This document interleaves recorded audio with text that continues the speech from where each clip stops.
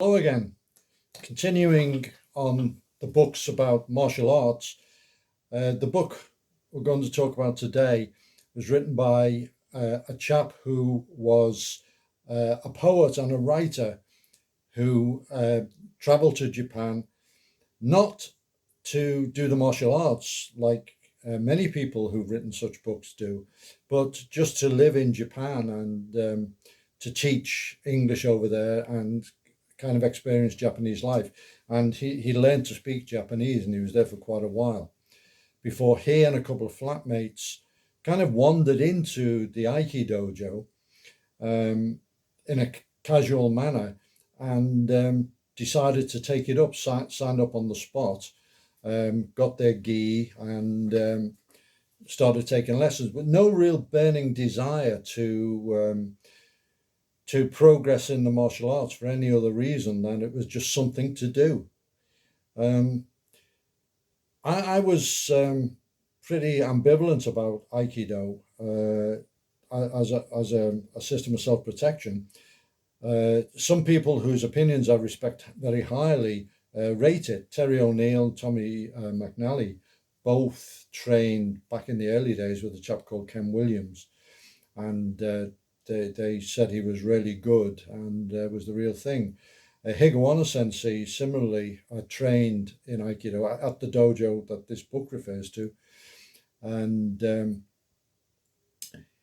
and he rated it as well. So my only reservation really was that working on the doors, I've worked with people, boxers, wrestlers, guys from numerous martial arts, for example, judo, karate, Muay Thai, but I've never worked with anybody whose background is Aikido.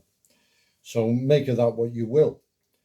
Anyway, the dojo that Robert Twigg, who wrote the book, found was the Yoshinkan, which is run by Master Shioda.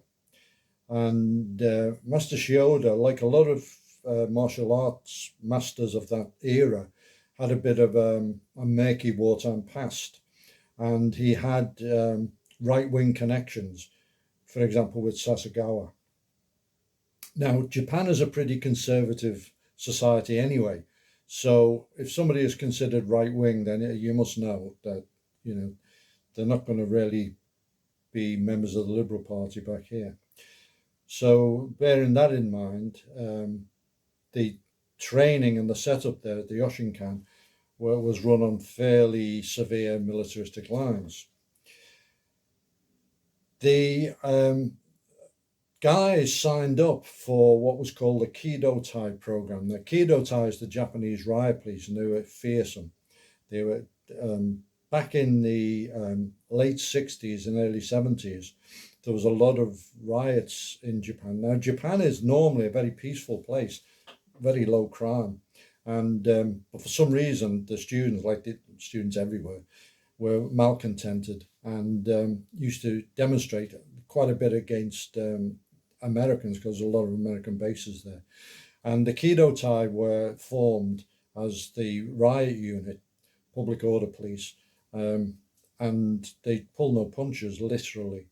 They used to armor up, had these batons and just wade in and do the job.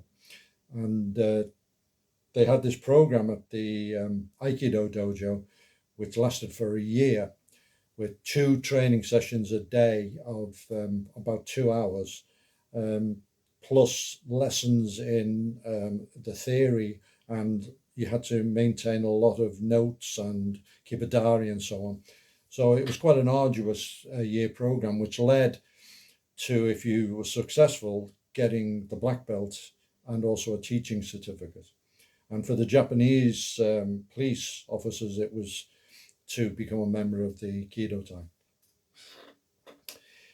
The training in the dojo normally was very hard. It was hard physical training by anyone's standard. The training on the Kedo program for the guys who were called Shinsusei was brutal. there's an example in there of a guy who had his arm broken by one of the instructors, who obviously had to stop training till it got fixed, came back, and the same instructor broke it again. I remember when I was teaching Goju in Liverpool in the Vena Sangster Sports Centre, we used to share the facilities with the Aikido class, and they were having a weekend course under a famous master. I won't mention any names. And I watched a bit of it.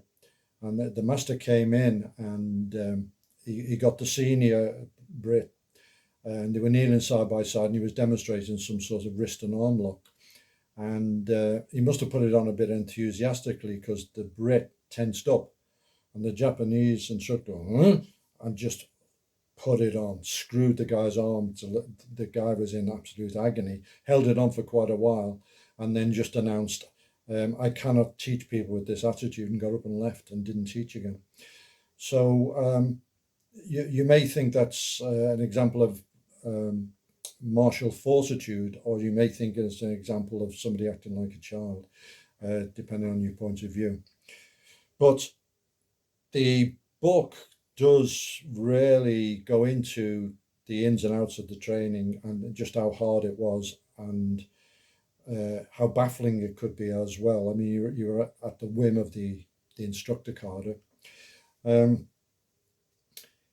The repetition is the way the Japanese trained. You do the same technique again. Moichido is the phrase. Once again, do it again, do it again. And to the point of beyond exhaustion, sometimes into injury. In the case of Aikido and Judo, where you're hitting the mat all the time, you can imagine the mat burns, the sores, the impacts, and so on, and just the fatigue factor as well. There were quite a few foreigners in the class, and he painted portraits of all of them in the background. Some of them were Walter Mitty's, but they all got sorted out in this class. I would say Aikido, it made me change my mind about Aikido. The training was absolutely out of this world as regards brutality in the dojo, particularly on the Kedo type course. Aikido is a very graceful martial art. I've seen videos of Master Shioda, absolutely beautiful, the way he's throwing people and so on, graceful. It's flowing, it's wonderful. But the book does show that it is merciless. It's absolutely grueling. And it's a very interesting light on the way the Japanese like to train. To them, that's just the normal training. And the author does make the point that most of the Japanese did this completely without complaining. That was just normal training. So that's it. Angry White Pyjamas, really, really interesting book.